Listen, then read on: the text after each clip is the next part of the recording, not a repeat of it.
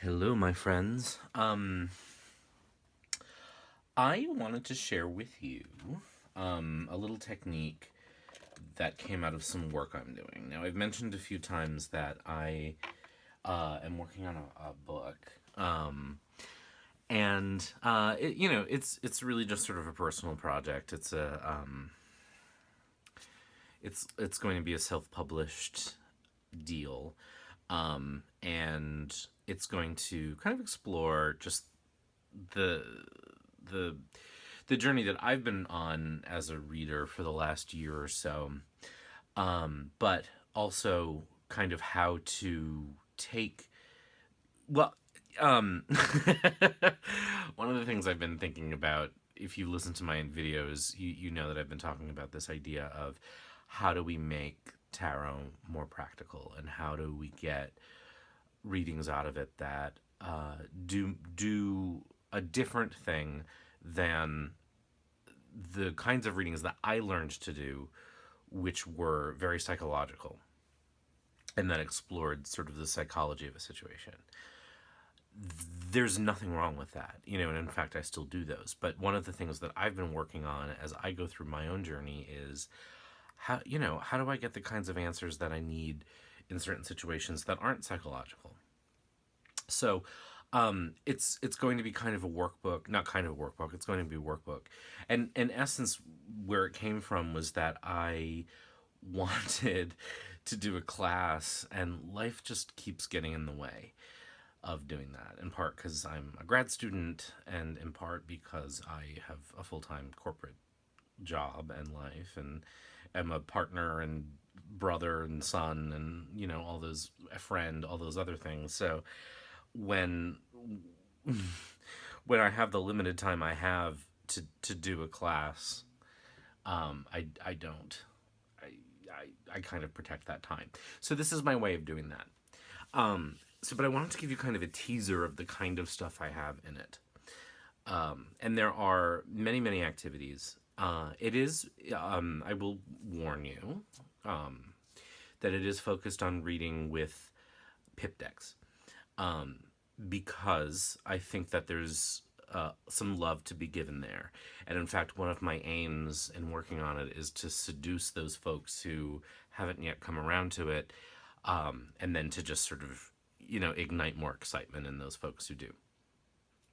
So there's that. So I hope that doesn't disappoint anyone. But I think I'm super excited about what I've got so far. I would say I'm about 3/4 of the way through the first draft.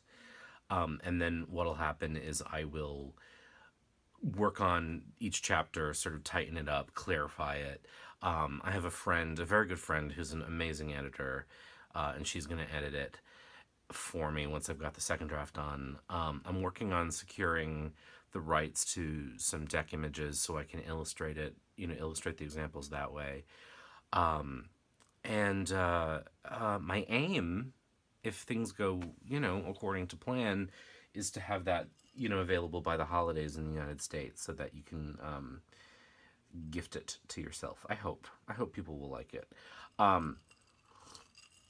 Once I have a sense of the finished product and I have stuff that I'm willing to show people, I'll actually post a couple samples. But one of the things that came out of that process was an exercise involving the court cards.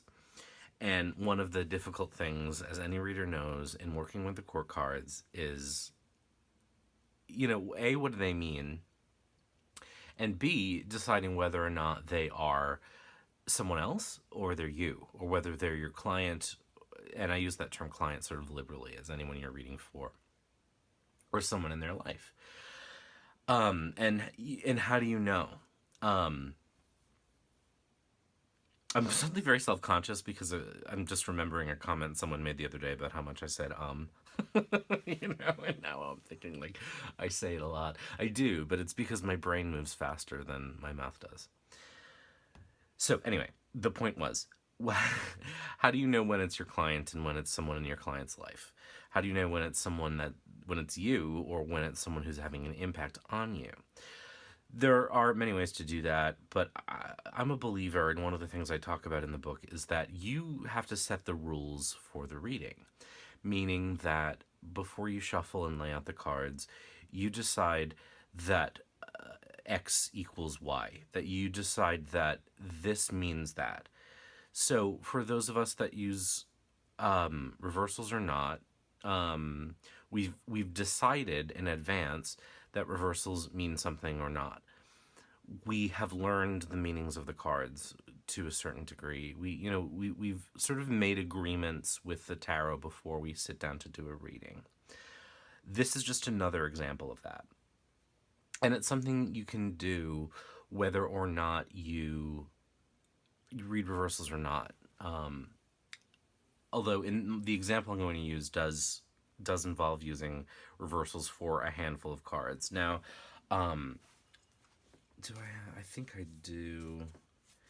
Yes, I do. So, I have a video right now that's up about how I actually will use reversals for Marseille style decks because it helps me a little bit when it comes to sort of knowing the light or shadow aspect of cards.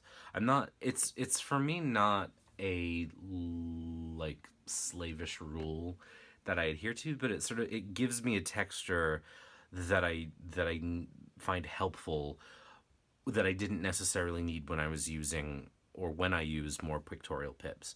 I'm thinking, for example, I don't use reversals with the Tilde Tarot, which is sitting right here. If you watch my channel, you know that I've had a relationship with this one too. I tend not to use reversals with this deck because it is, it's not Rider-Waite-Smith themed, but it's got images in it. You know what I mean? That sort of across the board have an intuitive layer that I can reach for if I'm trying to figure out sort of what the card is saying to me in the context of the reading. Because we, to a degree, lack a little bit of visual imagery, although it depends on the deck and it depends on the artist.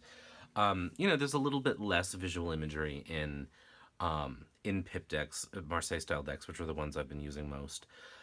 So this is just we make agreements, and I made an agreement with myself that I'm gonna move this over, that doing reversals in Marseille decks is something that's helpful for me. Now, this is not a Marseille deck; it's the Pagan Otherworlds deck, but because it has a pip-like energy, sometimes I'll use reversals and sometimes not. But I'm taking a roundabout way of getting to my ultimate point, which is this. So one of the things that came out of the book is that I'm working on is an example of how you can decide when the cards are, when the courts are someone that you're reading for or someone in their life. And so it's a very, very simple thing. I mean, it's not remotely revolutionary, except I've never heard anyone do this before. And it came out of necessity. Necessity is the mother of invention. As a reader over the years, I have struggled with figuring out, when it was someone else. And for many, many years of my reading life, I never really used the court cards to represent other people, in part because I was so sort of hyper aware of the sort of ethical issues around reading for third parties. And I actually talk about that and how I've changed my views on that in this book too. But one of the realities of life is that other people have an impact on us. Other people have an effect on us. And so I do think whether or not you will read for third parties, it's worth having a sense of when the person is being acted on by someone else, because people have impacts. So, very long introduction in my inimitable way to get to the ultimate point, which is in this example, what I'm going to suggest is whether or not you use reversals for the reading, that you use reversals with the court cards. If this is an issue that you face, because that gives you a very easy way to decide when it's someone else and when it's the client. And what I've sort of made the agreement on in the examples that I used as I'm working on this course and in this video is that when the card is reversed, when the court card is reversed, that becomes an internalization. And so in that case, the card represents the client. When it's upright, it represents someone in that client's life with the qualities of that court card. Now, if you are a user of reversals, what you will note is that you kind of lose the reversed meaning of the card, or you lose, like, if you use reversals to indicate the shadow meaning of the card, you lose that shadow meaning. Except, unlike the rest of the cards, I think people are not binary. We are our best and worst selves at the same time. And so I think, regardless, when I've read the courts, I've always sort of talked about the best and worst qualities of those characters, so to speak. So, in this case, I feel like personally, I'm not losing out on anything because when it comes to the court cards, I always need to pay attention to both the light and the shadow in those cards. So just to sort of give you, some quick examples, of how this matters, how this works. Again, it's just as simple as deciding before the reading, if the card represents the person, it will be upside down. If the card represents someone else, it'll be upside right. I mean, it's as simple as that. So I'm going to just, do a couple examples. Now, you can't guarantee that you're going to get court cards. So what I'm going to do is kind of flip through 3 cards until I get one, to talk about, how it works. This deck is too long for me to shuffle the normal way, so I'm embarrassed to admit that I require this unusual technique of side shuffling because I have small hands. I do like this deck. I did a review, well, not really a review. I did an unboxing of this ages ago when I got it. And I was kind of hard on it. Not because I didn't like the art. I love the art, and I love the cardstock. It's got a very sort of delicious playing card style cardstock. But, because it is so wide, and someone else this week commented on my insistence that decks represent the full spectrum of humanity. I'm never going to change, in that regard. I feel like, as I always say, our decks should represent the world as it exists. And I mean, the reality is that tarot didn't exist for, Celtic pagans any more than it did for, Babylonians. And so why can't our modern vision of Celtic paganism include people of color? But I digress. Anyway, that's my way of saying that I think I was harder on this deck than I originally meant to be, because I really do like it. Although it's oddly behaved. I find that when I travel with this deck, it doesn't react well to atmospheric changes, which is so bizarre to say. But it gets a bend. It gets like a crinkle in it when I travel, but that doesn't happen when I'm home. Like, I'm home right now, and the deck isn't behaving oddly. So whatever. It's a temperamental deck, much like myself. So let's say, let's see. This is a person we're doing a reading for, and the question is, how do I give myself the best chance of getting this promotion at work? Okay, so what I'm going to do is I'm going to just draw 3 cards. I'm going to draw sets of 3 until I get a spread with a court card and talk about what that means. And here we go. So here, right out of the gate, we have 2 court cards. Can you see it? Yeah, that's lit pretty well. So I have 2 upright court cards, and in the agreement that I made with myself before I started reading, I said that an upright court card represents other people. So I have the Queen of Cups and the Queen of Swords, and in this case, we are looking at a situation in which there are going to be 2 people who are influencing this decision or influencing the potential for this client, in addition to the 10 of Swords here. But neither of these represent aspects of the person. What it represents is that there are, in this case, 2 people who are going to influence the decision or create opportunity for our client. So yeah, it's it's great that this happened right out of the gate, right? That never happens. I'm a big believer in just following impulse, right? And out of the gate, my impulse says, especially because they're looking away from each other, these are not different aspects of the same person. They're 2 different people. The 10 of Swords can represent, if we're using the Rider-Waite-Smith system, it can represent sort of a painful conclusion. It can represent, the worst possible outcome. If we're using a more sort of numerological system, then it represents kind of the culmination of in this case, I'm going to say communication, because we're talking about employment here. So the culmination of intellect, the culmination of communication. And I'm going to choose to kind of riff on that idea in this case because we're talking about work. I don't think that this necessarily, the 10 here represents the end of a cycle necessarily, as much as it represents kind of the full embodiment of the suit. So this represents kind of the highest level of skill in communication, and in written and verbal communication, and just sort of being good at what you do and say. And I'm choosing to go that road because we're talking about someone who's thinking about work, and I'm thinking about the interview process, and I'm thinking about the application process. And when you're writing a resume, and when you're writing a cover letter, and when you're interviewing, you want to be as polished and sort of clear and crisp and smart. You want to be your best self in that sense.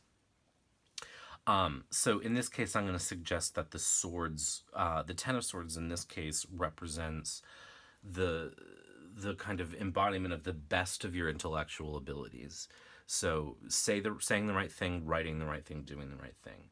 I'm going to jump right to this magical connection here between the Ten of Swords and the Queen of Swords. And I'm going to say that you need to, again, this is an advice reading, right? The question was, how do I ensure that I have the best chance of getting this promotion? This brilliant connection is really important. So it's going to say to me, go to somebody who is kind of the epitome to you of these qualities. You know what I mean? Someone who's a really good writer, a really effective communicator, and a really smart thinker. And you want to go to that person and you want to get their advice. You want them to look at your resume. You want them to coach you. Queens, I've struggled with over the years because I have associated them with nurturers, which to me just feels a little bit sort of easy. It feels a little bit kind of sexist as the only traditionally female character in the court. But over the years, that's developed from mentoring into from nurturing rather into the idea of mentoring. And so you got to hunt down your mentor here in this case. Who's someone who is incredibly good at this, who can guide you and coach you? That's going to be really important. So in order to embody your best self, you're going to need to find someone who's a great influence who can guide you and mentor you through this. But interestingly, doing that alone can make you seem sort of reserved and kind of cut off. I'm drawn to the skull here in this image of sort of, just this idea of dead. And so doing only the intellectual stuff can leave you coming off as sort of cut off and cold. And so the reading counsels us in this case, again, to go ahead and think of someone who's sort of the opposite of the Queen of Swords, someone who is insanely intuitive and insanely emotional intelligent, who is a leader of others, a nurturer of others' skills, because this job clearly is going to require a level of leadership.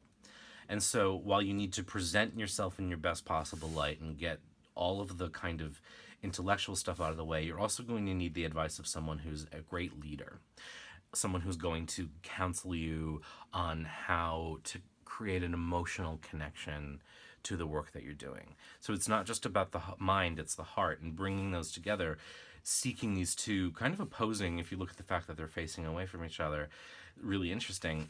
You're going to be your best self, but you're going to need to temper that justice with mercy, so to speak, to use a quote. So, again, just a sort of a quick, or quick in my world anyway, nothing I do is quick on YouTube. Let's see if we can do another one. Let's say we have someone who's single and thinking, how do I get out there and meet someone that I'm going to be really passionate about? So again, I'm just going to kind of draw 3 cards until I get a court card here.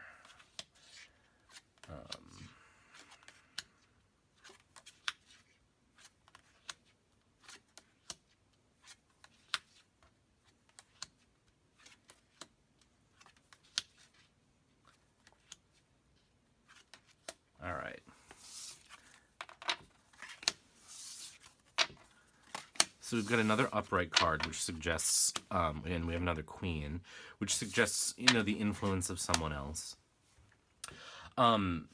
This is an interesting deck to work with. One of the reasons I actually like it is because it allows you to go Rider-Waite-Smith if you want to, and it allows you to go Pip if you want to. So let's go Rider-Waite-Smith for a second, and I'll sort of try to eschew my love affair with the numerological way of reading the cards. So we have the Three of Wands reversed, which suggests kind of setting your sights not on the distance, but on the immediate future. And then we've got the Ace of Wands. This is all wands. Right out of the gate, it's like fire, it's passion. So you've got to sort of figure out what ignites your passion, like what gets you hot. What are your passionate impulses, and you want to set your sights not on the long run but on the short run. You know what I mean? What's going to be sort of immediately gratifying. Now, if this were a reading for a man, a straight man, I would say you need to find the kind of woman who nurtures those qualities in you. If this is a woman, I would say this is an opportunity to kind of look to, again, a mentor who embodies the things that attract you. But again, it's really, the gender of the querent isn't entirely important, because I don't necessarily view the court cards as one or the other gender. In a romance reading for a straight man, it would be hard not to think about this as being the kind of woman he may want to go in search of. If it were anyone else, essentially, or if this were a straight man or a lesbian, essentially, for a gay man or a straight woman, it may involve embodying these qualities. But again, that's sort of a gender binary that I'm not super comfortable with, and that I'm not super sure is like always accurate. But let's again, I just want to go through this because I could talk all night, and clearly would. All right, so here we've got a situation where we've got perfectly. Let me just neaten this up. So here we've got a situation where we've got a reversed court card. We've got the Page of Cups, and we've got an upright court card. We have the King of Cups. So this is going to suggest the person who I'm reading for, and this is going to suggest someone else in their life. Now, if I were to read with the same question, which is like, how do I get out there and meet somebody? Right out of the gate, I'm going to have to think sort of the Page of Cups as this person, and immediately it's like, be emotionally open, be emotionally kind of naive and innocent. Go back to that part of yourself that's completely uncontaminated by your experience. And you want to look for somebody who, you got the King of Pentacles here.